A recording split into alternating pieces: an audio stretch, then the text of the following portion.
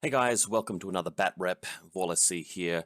We're looking at YuJing against Haqqislam, two vanilla factions playing a game of infiNity on the mission Re-Rescue. I like this mission. There is one main reason why I like this mission a lot, and it's based on the win conditions of the mission, the way it plays out, the way that you ultimately have to play to win. Many scenarios are basically about capturing the state of the board at the end of the game, and in some ways this is no different. If you go to the other side of the board and capture one of the civilians and bring it back to your side of the board, you get a huge amount of points, and if you can do that while preventing your opponent from doing the same thing, well, that's basically game. You will have won by a landslide by doing that. If we look at this photograph, this is a look at our board. So looking from my table edge, this is YuJing setting up here, and my deployment zone is just roughly sort of along this edge here. There are 4 civilians that I'm sort of protecting, marked by these little red camo markers. And my opponent's got some as well over here. So I've just got to go over there and grab them and bring them back. Now, in one sense, going second and just waiting to the end of the game and going and grabbing your civilian and bringing them back a little bit is a surefire way to win. But what I really like about the scenario is that attrition really matters. Unlike something like Supremacy, where you simply have to move a model into the zone, with this mission, you actually have to go over there, you have to pass a whip check, and you might have to move that model a little bit and survive while doing so. So that can be a bit harder to do at the end. Also, if you don't go second, you can still move out, grab the objective you need to, and bring it to safety. So you've got a way of actually defending a bit better if you're going first. That's why attrition really matters in this scenario. When I play missions like Firefight, where points destroyed is a really big factor, it doesn't really matter what you destroy, just as long as you've killed and killed more and survived with more points worth than your opponent. So if you've killed a 30-point model, it doesn't matter whether it's the 30-point model that matters for controlling the board. It just matters for points. For example, you're playing a game where your opponent's got a 30-point model over there, and because of his particular abilities and because of the type of table, that particular model's not going to do that well at game, and you kill that model. You still get 30 points worth out of it. Whereas in a mission where attrition is a bit more important and controlling the board's more important, it's better to kill this other 30-point model that maybe has a piece of tech, which is really useful. So when you're playing Rescue, I like the mission because you still have to protect your civilians. You still have to actually get over there and do things by grabbing their civilian. If your opponent's captured one of yours, you still have to go and get it back. So it results in a bit more of an engaging game of infiNity, where there's a bit more back and forth, and controlling sight lanes and areas and providing arrows is actually more important than usual, which is why I really like it. It's not enough to just go second and then pounce on the objective at the end. You sort of need to build up to that. And a player going first and actually building a lot of momentum, it's still not auto-lose, because if going first, if you manage to wreck your opponent and actually pick up one of their objectives and bring it back and they've got nothing to counter with, is a bigger difference. You can sort of see how that's more meaningful than playing a game of Seize the Antennas, where it's just a matter of keeping your ninja and hidden deployment next to the middle objective, coming out of hidden deployment, pressing the button, and you've won. And if your opponent can't recapture it, then they've lost. Not the case with this one, because more work is required, especially with the saturation zone being in there, and more importantly the exclusion zone, preventing you from going out there with models that can go on and capture the objectives and bring them back as easily as normal. With all that in mind, I want to talk briefly about the list that I've written for the scenario for YuJing. There are a few things in mind. It's a 15 order with 2 irregulars list. So let's just go through some of my thinking in creating this particular mission list, I should say. Now, I'm playing with the expectation that I might be up against Haqqislam, and I'm playing with the expectation that I am playing Rescue, so those things are included with this. Alright, so first of all, the Hack Tau with Executive Order and the HMG. I'm starting to really favor the Executive Order profile for a couple of reasons. First of all, he's a very safe lieutenant, because with armor 5 and 2 wounds and TO camo and marker state, it's actually quite easy to manipulate the game in such a way that he's not going to die. And if he dies in your active turn, and if he dies next to your doctor, you can revive him. The other good thing about it is that making him the lieutenant when he needs to be the lieutenant is actually quite important. It's not a matter of just leaving him there for your opponent to assassinate. He becomes the lieutenant when you're ready to use him. Thirdly, he's really good at preventing the lieutenant assassination in the following way. If you leave your Zhanchi lieutenant, and that's I do have a Zhanchi lieutenant in this list, if you leave your Zhanchi lieutenant out as bait and your opponent moves around with something to kill it, you can respond by bringing your Hack Tau out of hidden deployment and becoming the lieutenant just as your other lieutenant's about to die, almost acting as if you had chain of command. So that could be very effective. In the game I'm about to report on, there was a situation when my Zhanchi lieutenant died, but I already had the Hack Tau deployed at the start of the game. At one point, I thought that executive order only kicks in when you bring the Hack Tau onto the table, but the exact wording is that he becomes lieutenant at the exact moment that he's deployed. So my interpretation and reading of that, unless I'm incorrect, is that if you just deploy the Hack Tau normally at the start of the game, he overwrites the other lieutenant you put in your list. So even though you've effectively got two lieutenants there, he trumps it and becomes the main lieutenant. So it's almost like just making him the lieutenant for free and having a decoy lieutenant out there, which can also be very effective if your opponent is tricked into thinking that they've got a clear way of sacrificing something to kill your lieutenant. Other than that, though, you're playing on standard 14, ballistic skill 14, heavy infantry with HMG is nothing to be scoffed at. He's extremely potent when it comes to killing things at 16 to 32-inch range. You've got your standard Guangxi control device and the 4 Guangxi as always. The Yanhuo, I've taken the 2 missile launchers. There's a saturation zone in this table, so he'll never be shooting more than twice. There's no point paying the extra points for the neurocinetics. The good thing about the Yanhuo in this mission, though, is that you're always shooting back with that single missile and the ARO, and when they're trying to remove him with their HMGs and so forth, they're at -1 dice. Their chances of cracking his armor and beating him in the face-to-face roll is much lower than usual. So that's why he becomes a really effective, an even more effective arrow piece than he normally is. Kaisotsu Hacker, because we might need fairy dust, we might need other things to boost our remotes, and he's a good specialist. Crack-Up Renegade with Red Fury, really good at removing Gazemotiwa and avoiding the jammers. Group 2 consists of a few bots, so the Sensor Bot, Flash Pulse Bot, really basic stuff. The Canren. Now, the Canren has come back into my list for the following reason. The Mad Traps profile allows me to Holo Projector 2 and place 3 other Zhanchis next to my lieutenant, tricking my opponent into thinking I'm actually protecting the lieutenant with 4 Zhanchis, and the Mad Traps even further prevent an assassination on my lieutenant.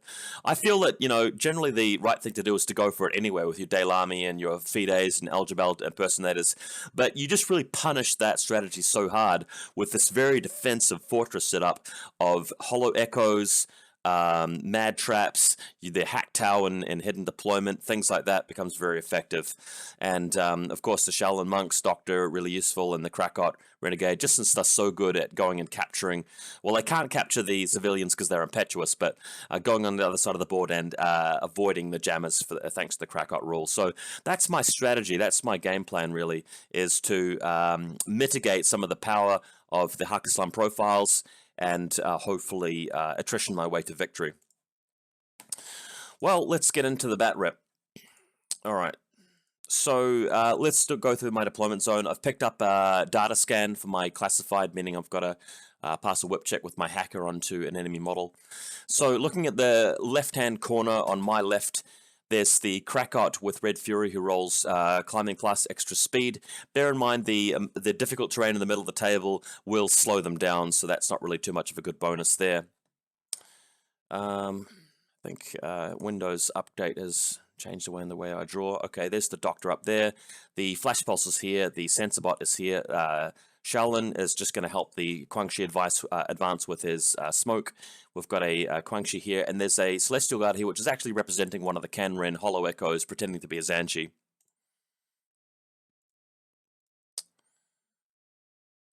All right.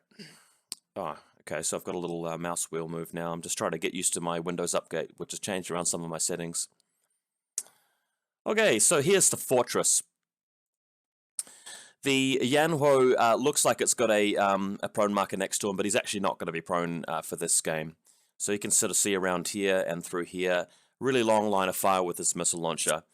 Looking carefully, we've got 4 Zanchis. One Zanchi down here behind the car on ground level, another Zanchi here, another Zanchi here, and another Zanchi here. So the fourth one, no, that's 4. 1, 2, 3, 4. In actual fact, this model here, standing on the staircase there, is actually the Canren. So that is the Canren here. The real lieutenant is the guy squashed between the Yanhuo and the helper bot, just because Delamis and things like that can't really move into base contact with them, and Fides can't get in base-to-base contact when he's blocked off with friendly models. There are mad traps. One of them is up here, and the other one is on ground level. Trying to spread them out a bit so that they can actually really punish anything that sacrifices itself by going in for a shotgun blast or close combat. Downstairs, we've got the Guangxis and Shaolin, and of course the Kaisotsu hacker and the control device Celestial Guard there. So very well protected fortress building here. Next, a bit of a look from the left-hand side of that. Where's my draw button? This is going to get annoying. Okay, here we go. The other Krakot also rolling up the same result of plus speed and climbing plus. So that's where that's looking like.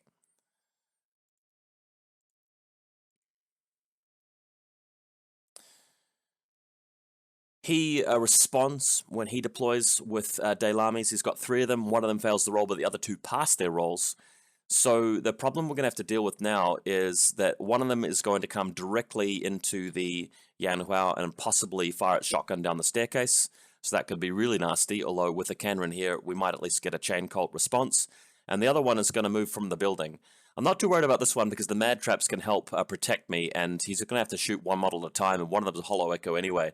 And as soon as he tries to shoot at the Hollow Echo, he's going to get hit by the mad traps. So that's not too much of a worry. Then we see the Fide being deployed at the top of the building, also prone. Probably what will happen is that the Delamis will clear out the mad traps before the Fide springs into action, but at least I've got a lot of protective tech here to help.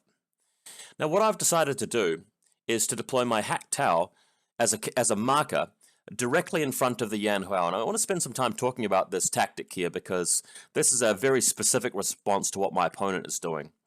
I want you to think about this for a minute. My lieutenant is actually in danger on the stairway here. By deploying the Hack Tower on the table, it means that even if he kills my lieutenant, the Hack Tower is going to be alive. But by deploying the Hack Tower here, he can't walk directly into base-to-base with a marker. He has to discover it first. And he can't walk to this specific position here, which is where he wants to get to initiate a shotgun blast down the stairway and hit multiple models. So because of the Hack Tower marker being deployed there, the Daylami just can't get in there to get the shotgun blast. So you'd have to start by discovering the Hack Tower or shooting at the Yanhuo. If he goes for a discover, he's going to hit by the mad trap, and the Yanhuo is going to shoot back with his pistol, possibly even winning the face-to-face roll there against the shotgun. And there's nothing he can really do against the Hack Tower because he's not targeting the Hack Tower. If I want to, I can even reveal the Hack Tower and shoot a nanopulsar, but I don't really want to do that unless I have to, because then he might be vulnerable against the Fide coming down and eating him up if he can get through everything else. So that's the reason why the Hack Tower is there. The other good thing about that is that if the Yanhuo gets hit and drops prone, the Hack Tower can actually provide HMG arrows later in the turn if he really wants to. So quite an interesting setup there. You can see in a bit more detail what's going on. So the Hack Tower very, very close to the Daylami's position. My opponent's reserve model is in fact a tank. Tag Magri Bagard deployed on his right-hand flank near his zone here. Okay, so beginning the game, right down the bottom left, he's got a Gazi Motiwa moving out with Impetuous. We've got another one moving out here around where the tag is. The tag also moving out separately later on, but the Gazi Motiwa just moving up closer to where the building is. He's got all of his Nafatuns prone to protect the identity of the lieutenant. There's several of them. Just make my cam a little bit smaller for that. Oh, have to resize it. There we are. Good. Okay. So this Warcore model is also representing a Gazi Motiwa. So he's got 4 of them all just swarming and fanning out through the battlefield.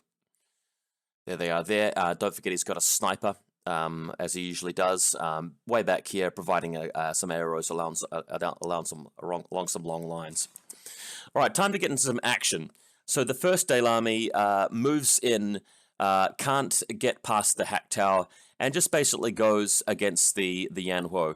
I declare a discover with the Yanhuo rather than a delay, just because I don't want him to use his second short skill to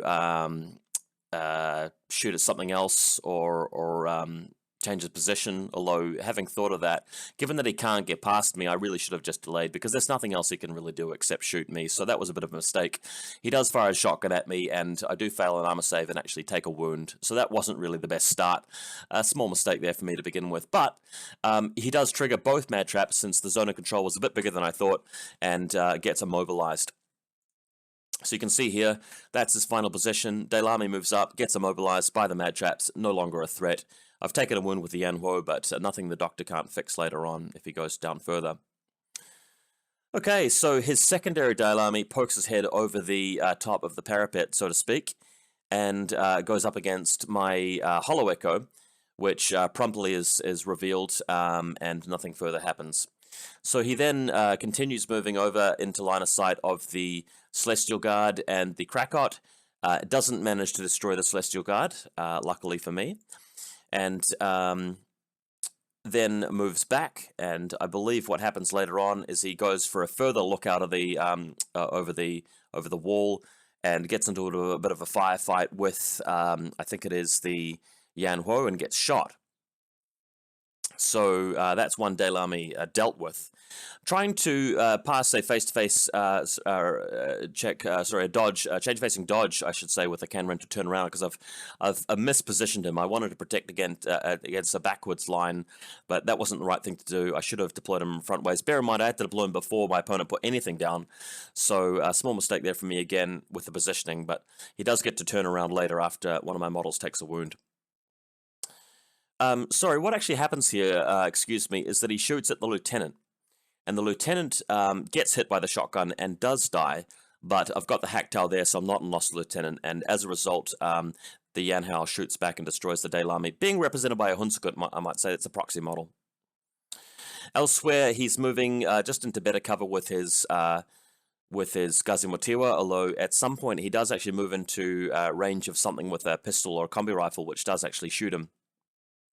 I think he coordinates his Gazimotiwa, just moving into better cover positions here. So that's what he's doing here. These are all photos of the Gazimotiwa moving into better spots. So this particular guy over on my side of the table, you can see from the four civilians being lined up here next to my deployment zone, he's getting quite close, but he is hit by some sort of ARO and is made dogged, which is quite a good thing for me. The Maghreb Guard moving forward onto his side, trying to get into line of sight of my guys, the Shaolin Monk and the Guangxi, but I managed to get lucky here and win a face-to-face roll with the smoke and avoid him. So you can see here the Shaolin and the Shaolin and the Guangxi being attacked by the tank and surviving. So you can see the smoke template showed up down here, blocking the field of view. He decides to end his turn by putting the Maghreb Guard into suppression fire, just because he expects my impetuous moves to come out into him, so that's quite a smart thing to do if he's not in danger of being shot by anything else, and the HMG is preoccupied elsewhere, so that is going to help to destroy my impetuous models. So sure enough, my turn, the Shaolin Monk moving out now, trying to throw down a smoke grenade to block the tank from blasting him, but doesn't succeed, I think it gets shot. Elsewhere, moving out with the Guangxi here, I think coming into line of sight of a very, very distant model like a Gazimotiwa, but I think it could have been a Daylami with a Panzerfaust, but I don't remember getting killed with this. I can't quite remember what happened there. Okay, so in my turn, funnily enough, all of my impetuous models are being drawn to the Daylami, which has not been destroyed. He's immobilized, so all of my impetuous models just moving like a magnet up the staircase, so not really moving into any fire lanes, although as the Shaolin Monk starts here, he lobs a grenade over to this point here, just to help me move out against any potential arrows elsewhere. He has not got any MSV2 in his list, so the smoke will be a safe bet if I need it. All right. The lieutenant has died, and that's the final position of him.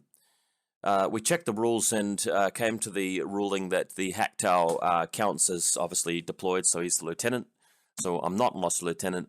The doctor has a go at using the helper bot to revive my Zanshi, but fails, and I decide not to use a command token to try again with the cube roll, just because I'm going to need my command tokens later on for the mission. So the Canren moves further up the stairs, goes for a short-range discover against the Fide, who responds with nothing.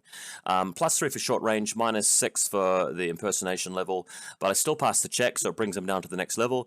I have another go at discovering, so this time he reveals and shoots a shotgun, but the the Canren, with superior odds here, does manage to gun him down with the combi rifle.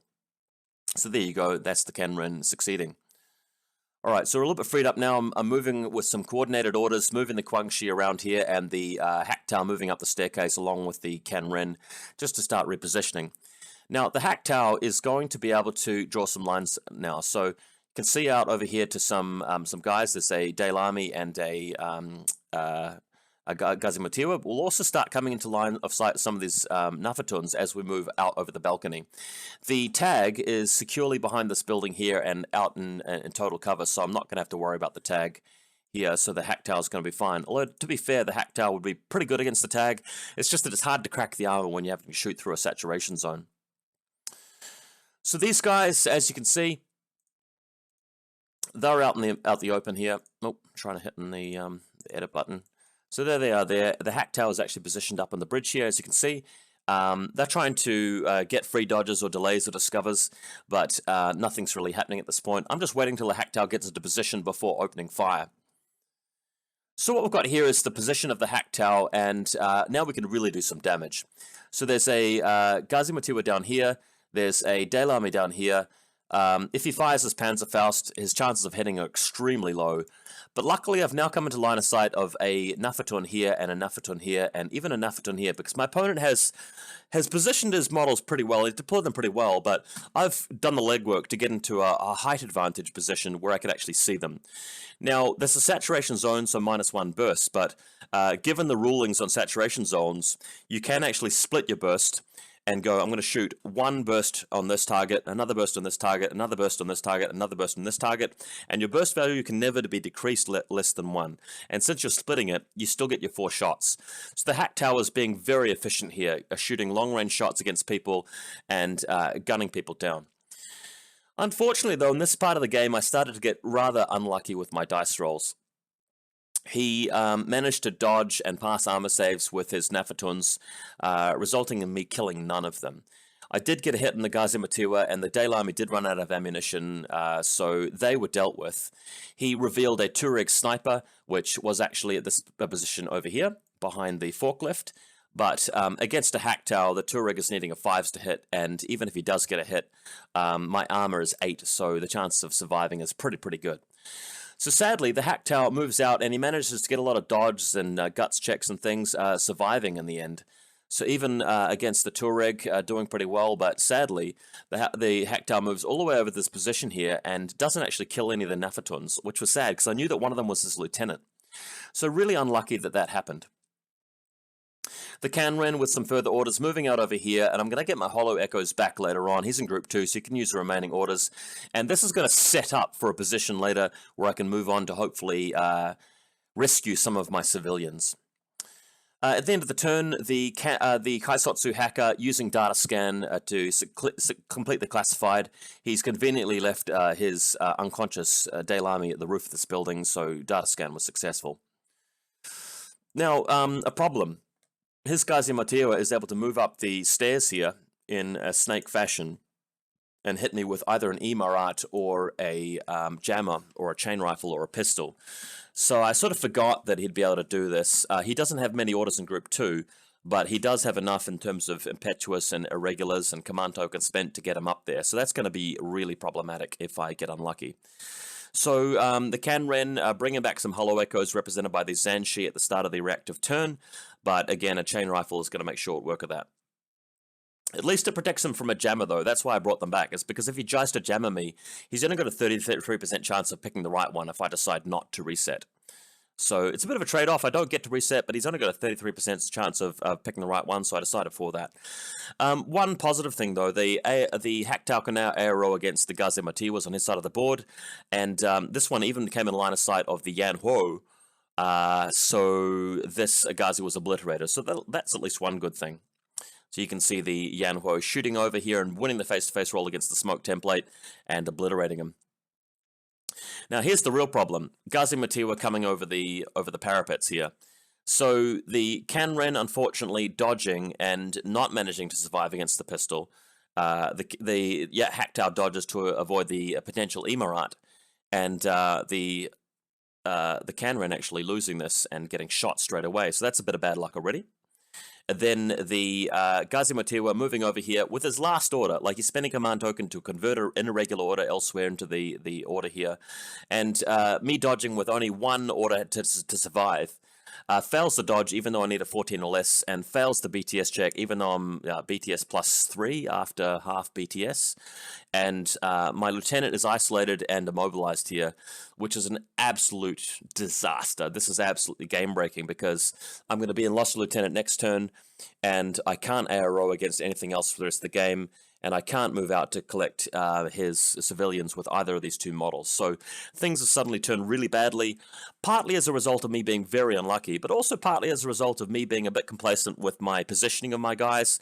What I could have done, actually, is I could have used the Lieutenant order, which I forgot to use on the Haqqislam, to come back further out of range of the Gazi so that I could have shot at him as he'd come over the top there. So that would have been a much better approach to solving this, so partly my mistake. My opponent, now feeling fairly bullish, is able to move out with his tag and get some work done. So what do we got here? The tag moving out around here is going to be able to shoot first against, I think, my Yan Huo, and then against the flashball spot over here. He'll have to come a bit closer to the Red Fury Krakop before he can take that model on, though. So moving out, you can see the firefight about to take place. He's shooting through the saturation zone at the Yan Huo. Now, I'm tanking him with armor 8, half armor because of armor piercing, so it's still going to be armor 3 plus cover plus 6 armor. He's shooting with 3 dice only, and to make matters worse for him, I've bought these brand new planters. These little things have been added to my terrain set here with the trees, so shooting through that will incur a further -3 penalty.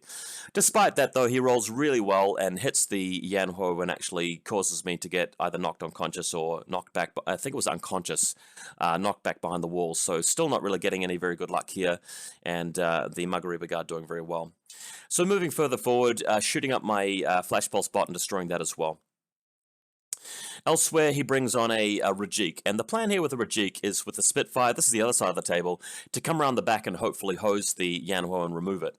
So, first of all, survives the chain rifle against the Guangxi thanks to Dogged, and mows him down with the Spitfire, getting a full 2 wounds on him rather than just reducing him to Dogged, and then comes around the corner and does the same thing to the Krakot, unfortunately. What I should have done is I should have chest-mined him, just because that would have prevented him from going after the Yan Huo. Continuing around, again, there's nothing I can do to actually kill him, because, well, I should have actually gone for the chain rifle here rather than the dodge, but there's nothing I could do to change the fact he's going to die at the end of the turn, so my thinking was that I just dodged to conserve my orders, but I should have gone for the kill, because he was going after the Yan Huo as the removal. Finally, though, having a little bit of good luck, because as he pulls around the corner and shoots at the Yan Huo does tank enough armor saves to not be removed, and that's all the orders he had to spend on him. So with the Rajik being destroyed here, it's the end of the turn. So my next turn sees a little bit of impetuous movement. Again, everybody's moving directly towards the immobilized Daylami from earlier in the game. I decided that things are desperate at the moment, so the Krakot Red Fury moving out just to try and soften up the tag. If I can get any wounds at all on with the Red Fury, that'll allow me to potentially finish him off with a hit from the Yan Huo after I revive him. And the Muggery Brigade firing a flamethrower here at me if I do survive the flamethrower hit, it allows me to keep moving and actually keep hitting and potentially get into close combat with him. So I do attempt that, but unluckily again, dying to the flamethrower straight away and getting no wounds on him with the Red Fury at all, sadly. Alright, because things are so desperate, after reviving the Yanhuo with the Doctor, the Yanhuo stands up and actually makes a attempt to shoot at the Margarita guard. It's 1 dice versus 1 dice. I have a +3 advantage because I'm in cover and he's not in cover. So with that, desperately trying to kill him, because if I don't, it's going to be really easy for him to just win by collecting my civilian with his tag, and that'd be game, lights out there. So unluckily, the Yanhuo loses that roll, even though I have the edge, and gets knocked down again. Although I do have the opportunity to actually come back and try again. Unfortunately, though, I'm a lost lieutenant, so I don't have too many orders to spend. He's basically just using his own order and a command token to convert an irregular into a regular order. I did get a little bit lucky with passing the armor saves, though, so I didn't die straight out. So getting unlucky, then unlucky, sort of in swings. But even my second attempt didn't manage to destroy him, so the Yanhuo is left with no opportunities left. I've got a Celestial Guard, which I'm moving back a little bit just to provide an arrow against the Gazimatewa, which is going to continue across the bridge here past the Yanhuo. Sorry, the Hack Tower. So that's exactly what happens in his turn. He does move out a little bit, takes a chain rifle shot, which gets blocked by the smoke. Because I can't kill him, he uses Extreme Prejudice here to even up the score with classifieds on the downed Canron. So that's 1 apiece. The Margarita Guard now is able to do very well. It's his last turn. He's able to move around here. I've got my my sensor bot covering off a little bit of area here, but of course it's a tag, so he's able to easily remove me there. A Flash Pulse would have been golden if I'd managed to blind him, but not effective. So with this Flash Pulse guy not being effective, the tag is able to secure the objective and move away with it and just go hide in his deployment zone, and that's basically almost game over because he can move his Nafatuns out to prevent me from actually collecting any of his civilians. So there's only one thing left I can do, and that is to move the Yanhuo, seen here, and to climb down to base level. He's got a Nafatun which can shoot long range to try and finish me off, but I managed to tank the shot. So the Yanhuo is now able to move into the long fire lane corridor here with a couple of orders left and shoot long range at his tag. Again, it's a bit iffy. 1 dice on a 14 against his shot back. Luckily, I was in the good range band for the missile launcher between 32 and 40, and he was just out of range for the HMG, so I have an advantage here, and I get the hit through, and he takes a couple of wounds.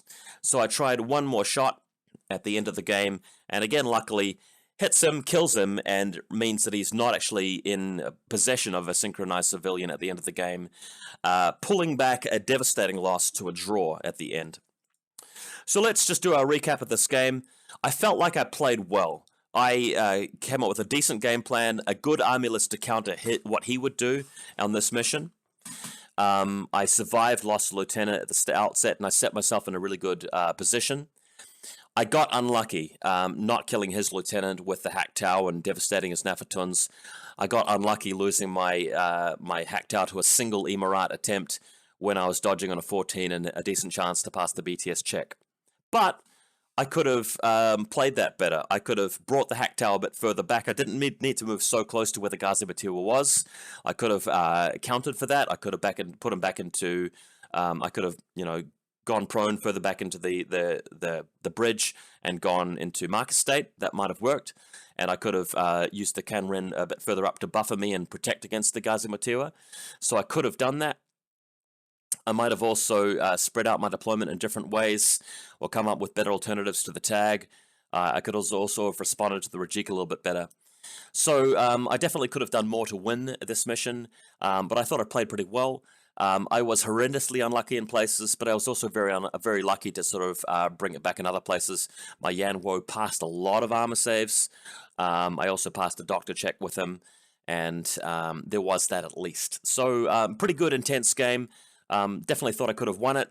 It certainly could have been the case that I could have lost it as well. Hope you guys enjoyed it. I'm looking forward to actually playing very similar lists to this in future. I might come up with some variations where I do have a strong attacking piece like an Aragoto or a Tiger or something like that, and bring the Ninja back in, of course, when it's not rescue. I don't think I need both Krakots in this list, but we'll see how things go. See you guys again soon for more Bat Reps, of course.